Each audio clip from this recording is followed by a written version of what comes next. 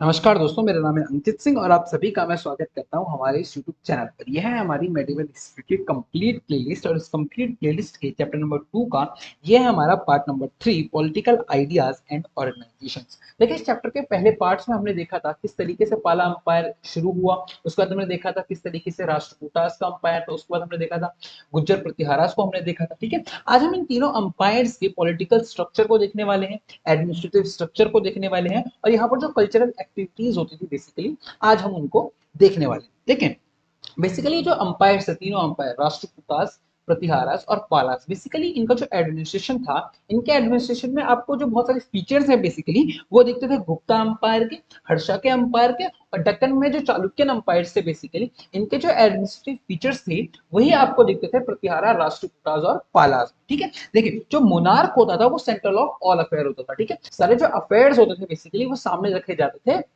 Monarch के राजा के सामने सारे जो अफेयर्स हैं इनको रखा जाता था। ठीक है, और जो मोनार्क है वो हेड ऑफ द एडमिनिस्ट्रेटर तो होता ही था, एडमिनिस्ट्रेशन का हेड तो वो होता ही था।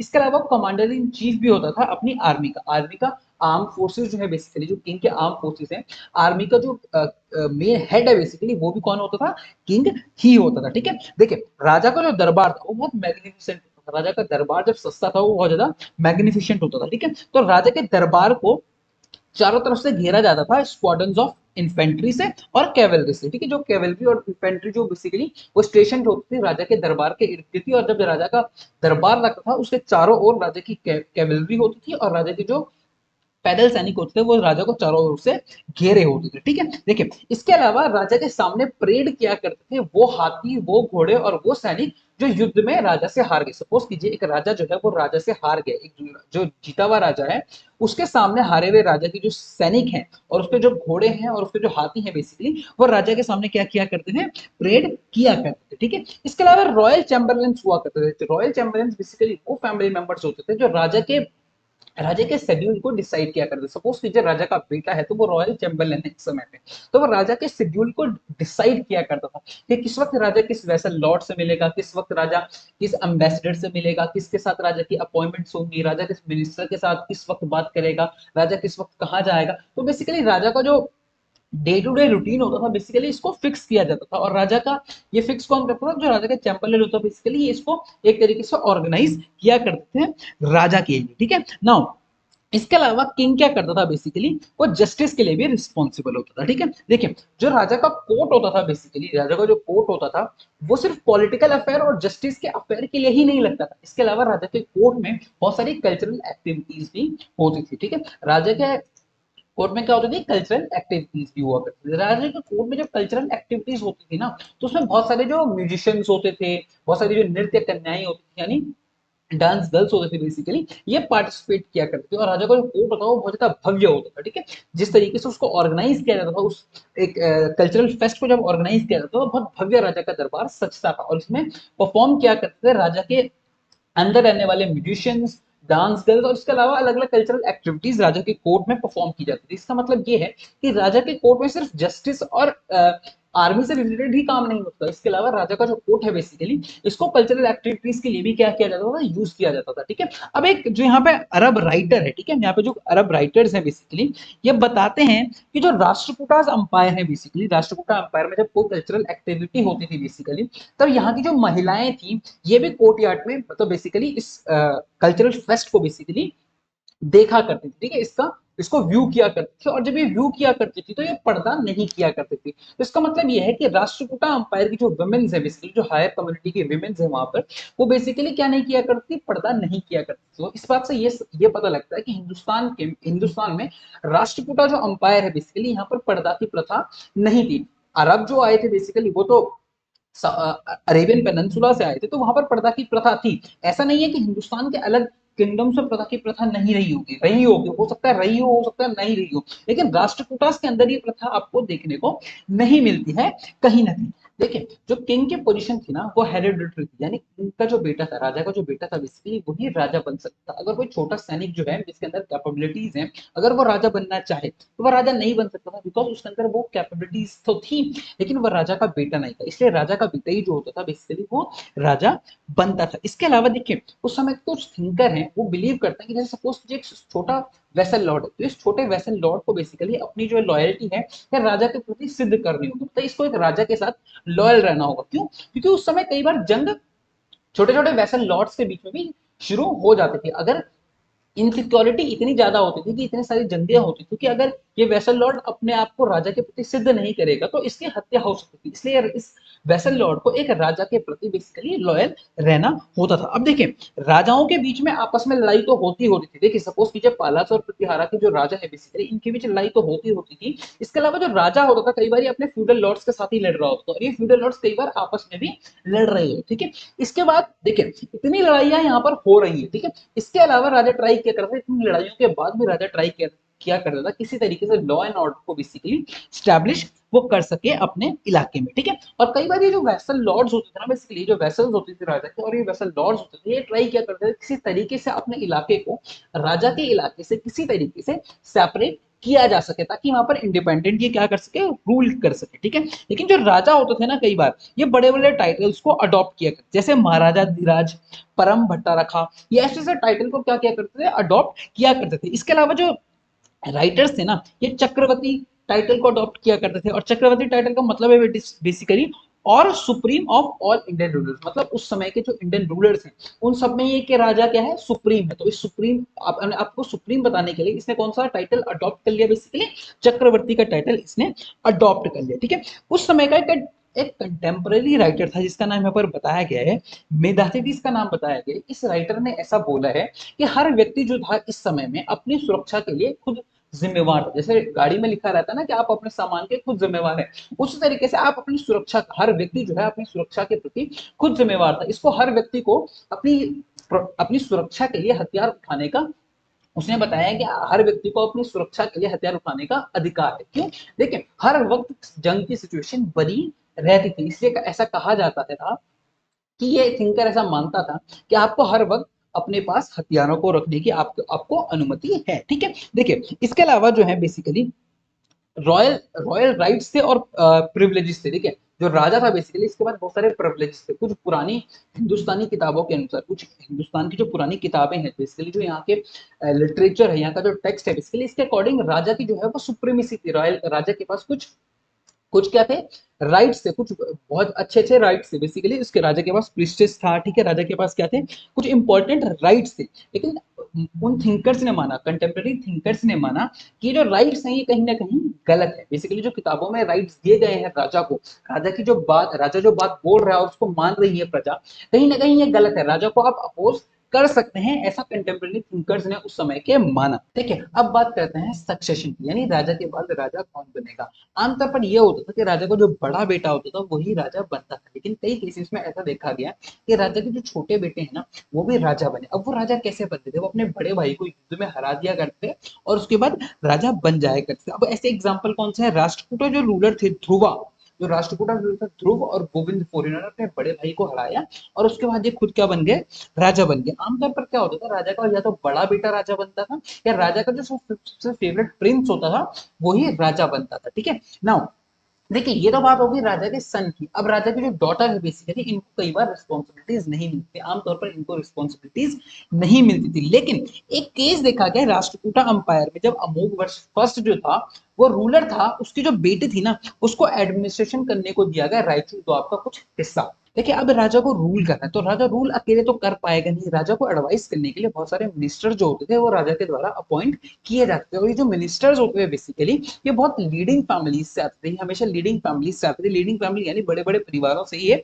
जो मिनिस्टर्स होते थे ये अपॉइंट किए जाते थे। और ये जो मिनिस्टर्स होते थे ये हेरिडिटरी होते थे, यानी मिनिस्टर का बेटा दोबारा से क्या बनता था, मिनिस्टर बनता था। इसमें एक एग्जाम्पल ध्रुवपाल का यहाँ पे दिया गया है कि जो ये ध्रुवपाला था ना और इसके जो सक्सेसर थे, इनको एक ब्राह्मण फैमिली ने 4 जनरेशन तक सर्व किया। 4 मिनिस्टर्स बेसिकली इस ब्राह्मण फैमिली ने ध्रुवपाल और उसके एंसेस्टर्स को दिए। ठीक है, नाउ अब देखिए जो राजा था और ये जो किंगडम था राजा का किंगडम, इसके अंदर जो सेंट्रल गवर्नमेंट थी ना राजा की, यानी अंपायर की जो सेंट्रल गवर्नमेंट थी, इसके अंदर बहुत सारे मिनिस्ट्रीज, अंपायर के अंदर बहुत सारी मिनिस्ट्रीज थी और मिनिस्ट्रीज को अलग अलग जो हेड थे ये लीड करते थे। ठीक है, नाउ अब देखिए इन मिनिस्ट्रीज के बारे में ज्यादा तो पता नहीं है, लेकिन जितने सोर्स मिलते हैं, जितने लिटरेरी रिकॉर्ड्स हैं, ठीक है, या एपिग्राफिक है जितने इसके, उनके अकॉर्डिंग हर मिनिस्ट्री का एक अलग हेड होता था, जैसे फॉरेन अफेयर का एक हेड होता था, ठीक है, इसके अलावा रेवेन्यू मिनिस्टर होता था, ट्रेजर का मिनिस्टर होता था, चीफ ऑफ आर्म फोर्सेज होता था जिसको हम बोलते थे सेनापति, इसके अलावा चीफ जस्टिस होता था, पुरोहित होता था, ठीक है, ये सारे होते थे। कई बार क्या होता था कि जो हर मिनिस्टर के पास, कई बार ऐसा होता था कि हर मिनिस्टर के पास एक ही पावर होता था या एक ही डिपार्टमेंट बेसिकली उस मिनिस्टर को दिया जाता था। लेकिन कई बार क्या होता था, कोई मिनिस्टर जो होता था वो बहुत ज्यादा पावरफुल होता था, उसके पास बहुत सारे जो है डिपार्टमेंट्स होते थे, यानी एक से ज्यादा डिपार्टमेंट हो सकते हैं, यानी एक के पास आर्म फोर्स, एक ही मिनिस्टर के पास आर्म फोर्सेस का डिपार्टमेंट भी है, उसी के पास रेवेन्यू का डिपार्टमेंट भी है, उसके पास ट्रेजरी का डिपार्टमेंट भी है, तो ऐसा भी होता था, ठीक है। देखिए आमतौर पर क्या होता था कि जब भी युद्ध होता था, तो युद्ध होने जब भी युद्ध होगा बेसिकली, तब क्या होता था कि ये जो मिनिस्टर्स होते थे इनको लीड करना होता था वॉर में, ठीक है, ये लीड करते थे अपनी सेना को वॉर में। लेकिन इसमें एक एक्सेप्शन है कि जो पुरोहित होता था बेसिकली, ये कभी युद्ध में नहीं जाता। क्यों? पुरोहित क्या करता, पुरोहित का काम तो पूजा पाठ करना था, ठीक है, तो पुरोहित क्या था, वो युद्ध में नहीं जाता था। लेकिन इसके अलावा जितने भी ये बड़े बड़े मिनिस्टर्स थे किसी भी डिपार्टमेंट के, चाहे वो रेवेन्यू का हो, चाहे वो आर्म फोर्सेस का हो, देखिए आर्म फोर्सेस का अगर मिनिस्टर है तो उसको तो जाना ही है युद्ध में, लेकिन इसके अलावा रेवेन्यू का कोई मिनिस्टर है, फॉरेन अफेयर्स का कोई मिनिस्टर है, तो इनको भी क्या करना होता था, इनको भी युद्ध में जाकर पार्टिसिपेट करना होता था और इनको लीड करनी होती थी सेना। लेकिन देखिए इसके अलावा राजा के कुछ अपने सबॉर्डिनेट्स होते थे, पर्सनल सबॉर्डिनेट्स होते थे। सपोज कीजिए राजा का कोई नौकर है, राजा की सेवा करने वाला कोई व्यक्ति है, तो इसको इनको यहाँ पर पर्टिकुलर लैंग्वेज में कहा जा रहा है अंतःपुर, ठीक है, अंतःपुर इनको बेसिकली यहाँ पर कहा जा रहा है। तो इनके अंतःपुर जो होते थे ना बेसिकली, ये रॉयल हाउस होल्ड होती है। अंतापुर जो है बेसिकली रॉयल हाउस होल्ड है, ये राजा की मदद किया करते थे, बहुत क्लोजनेस, ठीक है।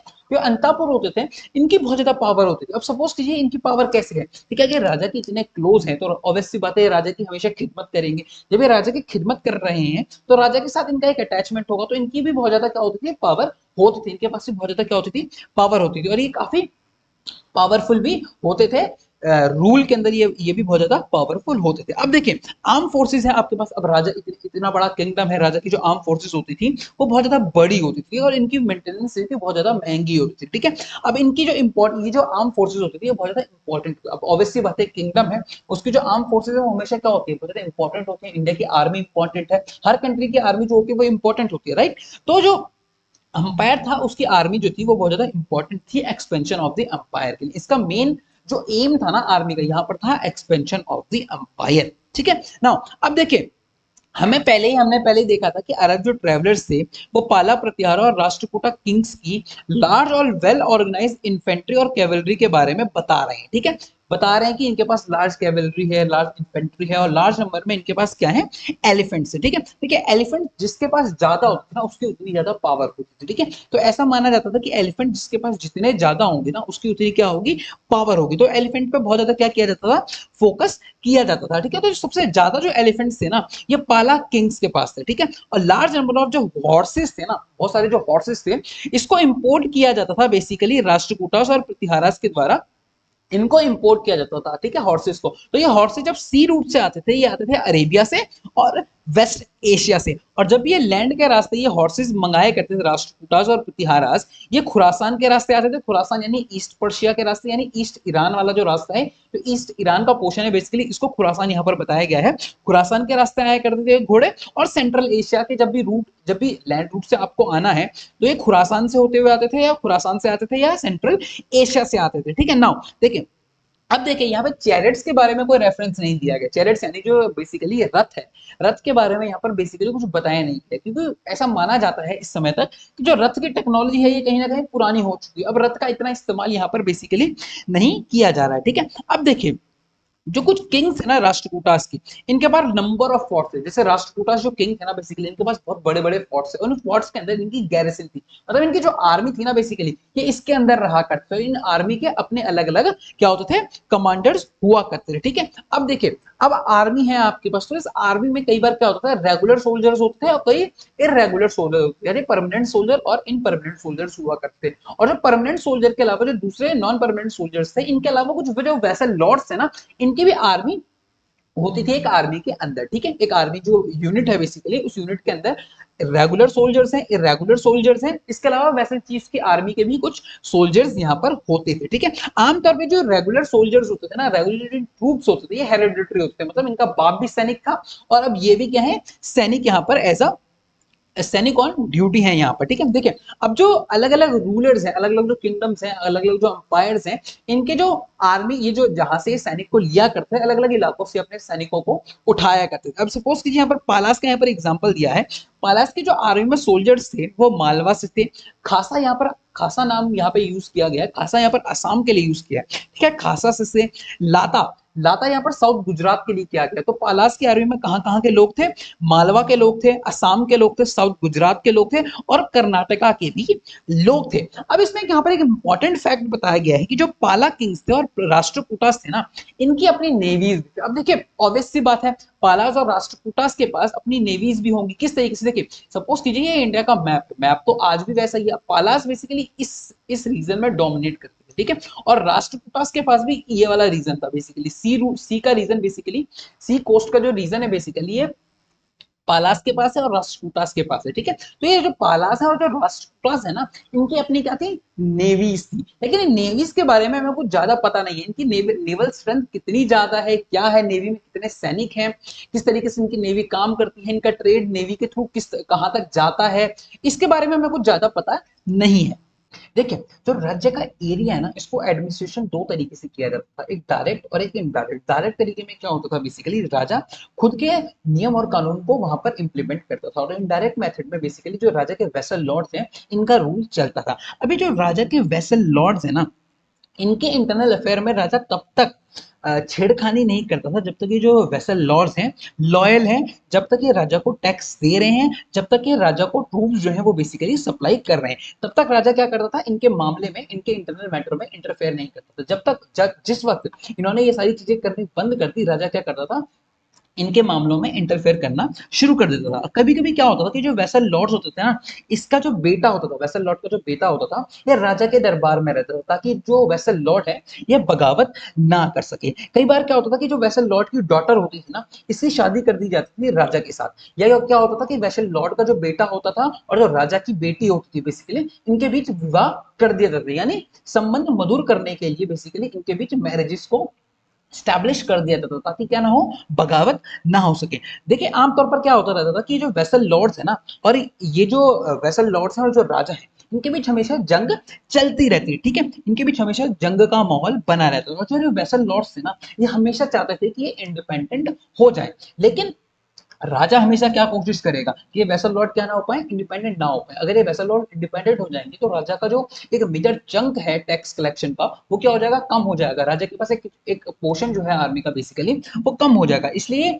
ये जो राजा थे ये चाहते थे कि इनके साथ ये वेसल लॉर्ड हमेशा बने रहें। लेकिन ये वेसल लॉर्ड क्या चाहते थे कि हमेशा से ये वेसल लॉर्ड ये चाहते थे कि हम इंडिपेंडेंट रहें, हमारे पास अपनी सोवरेनिटी हो, हम अपने खुद के डिसीजन जो है वो खुद ले सकें। अब देखिए जो राष्ट्रकूटास थे ना, ये हमेशा फाइट करते रहते थे। इनके जो राष्ट्रकूटास के जो वेसल लॉर्ड्स थे ना, ये इनके साथ लड़ते रहते थे। और जो राष्ट्रकूटास थे, ये कहाँ के वेसल लॉर्ड्स के साथ लड़ते थे? जो वेंगी, आंध्र प्रदेश का जो वेंगी वाला इलाका है बेसिकली, वहां के जो वेसल लॉर्ड्स हैं राष्ट्रकूटास के अंदर, ये उनके साथ लड़ते रहते थे। कर्नाटका के जो इनके वेसल लॉर्ड्स थे बेसिकली, उनके साथ लड़ते रहते थे। और जो प्रतिहारास थे ना, ये हमेशा इनके जो वेसल लॉर्ड्स थे मालवा के जो परमार्स इनके वेसल लॉर्ड्स थे ना, ये इनके साथ लड़ते रहते थे। इनकी हमेशा आपस में जंग थी। और इसके अलावा जो बुंदेलखंड के चंदेलास थे ना, इनके साथ भी ये जो प्रतिहारास हैं, ठीक है, ये हमेशा क्या करते रहते थे? लड़ते रहते थे, ठीक है। अब देखिए जो डायरेक्ट कंट्रोल का इलाका है ना पाला और प्रतिहारा अंपायर के अंदर, इसको दो पार्ट में डिवाइड किया जाता था। एक को कहा जाता था भुक्ति। भुक्ति का मतलब होता था प्रोविंस, याद रखिएगा, भुक्ति मतलब प्रोविंस। और जो दूसरा वर्ड यहाँ पर यूज किया गया है वो मंडला या विषय। मंडला और विषय का मतलब यहाँ पर डिस्ट्रिक्ट से है, ठीक है। जो गवर्नर होता था ना, बेसिकली जो प्रोविंस का गवर्नर होता था, भुक्ति का जो गवर्नर होता था, इसको उपारिका कहा जाता था। और जो डिस्ट्रिक्ट का हेड होता था, इसको विषयपति कहा जाता था, ठीक है। याद रखिएगा, जो भुक्ति यानी प्रोविंस का हेड है, इसको उपारिका कहा जाता था पाला और प्रतिहारा में। और जो डिस्ट्रिक्ट का हेड है, इसे विषयपति कहा जाता था, ठीक है। जो उपारिका था ना, इससे एक्सपेक्ट किया जाता था कि ये टैक्स कलेक्ट करेगा और लॉ एंड ऑर्डर को मेंटेन करेगा with the help of army. और सेम काम कौन करेगा?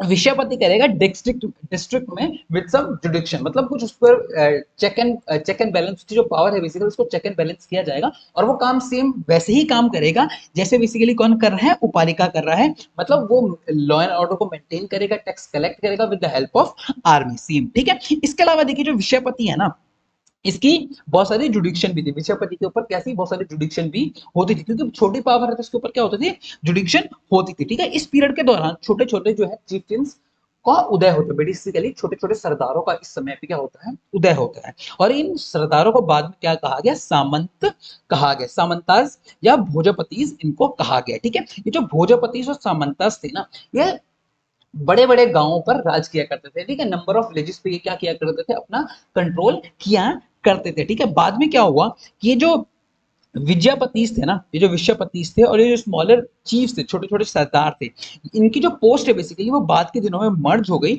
और इस पोस्ट को बेसिकली बाद में क्या कहा गया, सामंता कहा गया। ठीक है, देखिए अब बात करते हैं राष्ट्रकूटा अंपायर की। ठीक है, राष्ट्रकूटा किंगडम के अंदर जब एडमिनिस्ट्रेशन किया जाता था तो इसको तीन पार्ट्स में बेसिकली यहाँ पे डिवाइड किया गया। ठीक है, राष्ट्र, विश्व और भुक्ति। राष्ट्र का मतलब यहाँ पर प्रोविंस है। ठीक है, जो राष्ट्र का हेड होता था ना, इसको राष्ट्रपति कहा जाता था। ठीक है, और इसका वही काम था जो पाला और प्रतिहारा अंपायर के अंदर उपारिका का था। ठीक है, जो विषय था ना, ये मॉडर्न डिस्ट्रिक्ट की तरह था और भुक्ति जो है वो मॉडर्न डिस्ट्रिक्ट, जो बेसिकली मॉडर्न डिस्ट्रिक्ट का आज का जो फीचर है, इससे एक छोटी इकाई थी। ठीक है, और जो पाला और प्रतिहारा किंगडम के अंदर जो विषा से छोटी यूनिट थी ना, इसको कहा जाता था पटाला। ठीक है, नाउ अभी जो पटाला है ना, ये छोटी यूनिट है, इसका जो मेन पर्पस है वो कहीं पर भी उभर कर नहीं आया, मतलब इसका मेन काम क्या था ये लोगों को पता नहीं है। ठीक है, नाउ इसका जो मेन पर्पस है ना, वो था कि आपको लैंड रेवेन्यू कलेक्ट करना है और लॉ एंड ऑर्डर को बेसिकली मेंटेन करना। मतलब इन सारे जो पोस्ट है बेसिकली, इन पोस्ट का जो मेन काम है बेसिकली ये यही था कि आपको लॉ एंड ऑर्डर को मेंटेन करना है और आपको रिवेन्यू को कलेक्ट करना है। ठीक है, अब देखिए ये जो ऑफिशियल्स थे ना, इनको सैलरी भी देनी होगी, ऑब्वियसली बात है, अगर ये काम कर रहे हैं तो आपको इनको सैलरी भी देनी होगी। इनको सैलरी कैसे मिलती थी, इनको सैलरी मिलती थी grant of rent free land. Basically इनको ग्रांट दिया जाता था, उस ग्रांट से ही अपनी सैलरी को निकाला करते थे। ठीक है, नाउ देखिए ये जो राष्ट्रपति था ना, जिसको हम गवर्नर भी कह रहे हैं, ये इंजॉय करता था अपने स्टेटस को। ठीक है, और इनको एक बार टाइटल दिया जाता था वेसल किंग का। अब देखिए हमने ऊपर की एडमिनिस्ट्रेटिव इकाइयों को देखा, एडमिनिस्ट्रेटिव डिवीजन को देखा। सबसे नीचे जो एडमिनिस्ट्रेटिव डिवीजन था उसका नाम था विलेज। सबसे नीचे जो सबसे छोटी इकाई थी एडमिनिस्ट्रेशन की, वो था विलेज। तो विलेज को लीड करता विलेज हेडमैन, और विलेज हेडमैन को मदद करने के लिए एक विलेज हेडमैन के साथ विलेज अकाउंटेंट भी होता था। ठीक है, और ये जो पोस्ट थी ना बेसिकली ये थी हेरिडिटरी। ठीक है, नाउ देखिए क्या होता था, कई बार के राजा और ऑफिशियल्स को भी अपॉइंट करता था एक पर्टिकुलर विलेज के लिए, और पर्टिकुलर जो ऑफिशियल्स था वो लैंड रेवेन्यू कलेक्ट किया करता था। और इस लैंड रेवेन्यू को कलेक्ट करने में जो गांव का हेडमैन था, ये बेसिकली उस ऑफिशियल की क्या किया करता था, मदद किया करता था। ठीक है, नाउ जो विलेज हेडमैन था ना बेसिकली, इसको हेल्प किया करते थे विलेज के एल्डर्स, जिनको हम क्या बोलते हैं, ग्राम महाजन बोलते हैं या ग्राम महामात्रा बोलते हैं। ठीक है, now in the Rashtrakuta kingdom, ठीक है, राष्ट्रकूटा किंगडम के अंदर जो बेसिकली कर्नाटका वाला हिस्सा है ना, यहाँ पर जो विलेज थे ना, ये विलेज जो विलेजेस थे इनकी अपनी कमिटीज थी। ये कमिटीज किन चीजों को कंट्रोल किया करती थी, ये जो कमिटीज थी बेसिकली मैनेज किया करती थी स्कूल्स को, टैंक्स को, टेम्पल्स को और रोड को। ठीक है, और इसके अलावा ये जो कमिटीज थी, इनको इन सारे पर्पसेस के बाद जो रिवेन्यू कलेक्ट होता था ये इसको आपस में बांट भी लेती थी। यानी इसका मतलब यह है कि बेसिकली ये जो कमिटीज थी ये विलेज के डेवलपमेंट के लिए बेसिकली बहुत ज्यादा काम किया करती थी। इसके अलावा टाउन्स में भी ऐसी बहुत सारी कमिटीज थी। नाउ देखिए अब जो टाउन्स है ना, यहाँ पर एक नई पोस्ट का उदय होता है। इस पोस्ट को यहाँ पर कहा गया है कोस्तापाला या कोतवाल। इस कोतवाल का काम यह होता था, ये लॉ एंड ऑर्डर को बेसिकली मैनेज किया करता था, ये कोस्तापाला या कोतवाल। अब देखिए डेक्कन में इस समय पर हेरिडिटरी रेवेन्यू ऑफिसर्स जो हैं इनका राइज होता है। इनको कहा गया है नाथ गवानदास या देशा ग्राम मुक्ताज। इनका काम वही काम होता था जो लेटर महाराष्ट्र में देशमुख का होता था या देश पांडेस का होता था। ठीक है, नाउ अब देखिए कि जो पोस्ट उभर कर आ रही है, ठीक है, कहीं ना कहीं अभी धीरे धीरे आपको क्या होती हुई दिख रही है, हेरिडिटरी होती हुई दिख रही है। ठीक है, अभी आपने हमने किसके बारे में बात की, रेवेन्यू ऑफिसर जो थे वो हेरिडिटरी थे। तो अब क्या आपको दिख रहा है कि हेरिडिटरी जो कल्चर है बेसिकली ये उभर कर आ रहा है। जैसे जैसे हेरिडिटरी कल्चर उभर कर आएगा ना, आपको देखने को मिलेगा कि जो विलेज कमिटीज हैं, छोटे छोटे एडमिनिस्ट्रेशन की इकाइयां हैं, ये कहीं ना कहीं डिस्ट्रॉय होती हुई आपको दिखाएंगे, उतने एफिशिएंटली जो है वर्क नहीं कर पाएंगे। ठीक है, और जो नए फ्यूडल एलिमेंट्स है ना सोसाइटी में, वो आपको देखने को मिल जाएंगे। ठीक है, फ्यूडल एलिमेंट्स आपको देखने को मिलेंगे, मतलब एक छोटे छोटे इलाके के अपने अपने सरदार थे। ठीक है, और जो सोसाइटी थी वो कहीं ना कहीं फ्यूडलाइज हो गई थी। चलिए अब बात करते हैं आज के लास्ट टॉपिक की, relation between state and the religion. देखिए बेसिकली क्या होता था, ये जो बहुत सारे राजा होते थे ना, ये खुद भी डिवोटी होते थे शिवा और विष्णु के, और इनमें से कई जो है वो टीचिंग फॉलो करते थे बुद्धिज्म की और जैनिज्म की, और ये बहुत अच्छे डोनेशन जो है बेसिकली ब्राह्मणास को दिया करते थे, और बुद्धिस्ट विहारास को और जैन टेम्पल्स को बेसिकली ये क्या क्या करते थे, डोनेट किया करते थे, ठीक है। और जनरली ये पेट्रोनेज दिया करते थे, हर तरीके के फेथ को ये क्या क्या करते थे, पेट्रोनेज किया करते थे, और किसी भी तरीके का जो प्रोसिक्यूशन है बेसिकली ये नहीं किया करते, हर रिलीजियस फेथ की बेसिकली ये क्या किया करते थे, रिस्पेक्ट किया करते थे, ठीक है। हर रिलीजियस फेथ को बेसिकली ये एक्सेप्ट किया करते थे अपने किंगडम के अंदर। इसके अलावा राष्ट्रकूटा किंग्स के अंदर हमने देखा था कि इन्होंने मुस्लिम्स को वेलकम किया और मुस्लिम को अलाउ किया कि वो अपनी जो टीचिंग्स है इसको स्प्रेड भी कर सकते हैं, ठीक है। नाउ नॉर्मली जो किंग होता था ना, ये इंटरफेयर नहीं करता था किसी भी कस्टम के अंदर, ठीक है। देखिए ये जो राजा था ना, ये कस्टम्स के अंदर ज्यादा इंटरफेरेंस नहीं किया करता था, लेकिन ये प्रोटेक्ट किया करता था ब्राह्मण्स को। सोसाइटी जो चार पार्ट्स में डिवाइड थी ना, ब्राह्मण क्षत्रिय वैश्य और शूद्र, ये जो सोशल ऑर्डर था इसको मेंटेन करने की जो है राजा कोशिश किया करता था, और पुरोहित से ये एक्सपेक्ट किया जाता था कि वो राजा को जो है बेसिकली गाइड करेगा, ठीक है। नाउ इसके लास्ट में देखिए, इस बुक के लास्ट में, इस चैप्टर के लास्ट में ये बताया गया है कि राजा ने जो है ना वो बहुत बड़े बड़े मंदिर बनाए, बहुत भव्य भव्य क्या है, मंदिर बनवाए, ठीक है। और अपनी जो कैपिटल सिटी है यहाँ पर इसने बहुत बड़े बड़े मंदिर बनाए, और जो ब्राह्मण्स को है इसने बहुत बड़े बड़े लैंड ग्रांट्स दिए, ठीक है।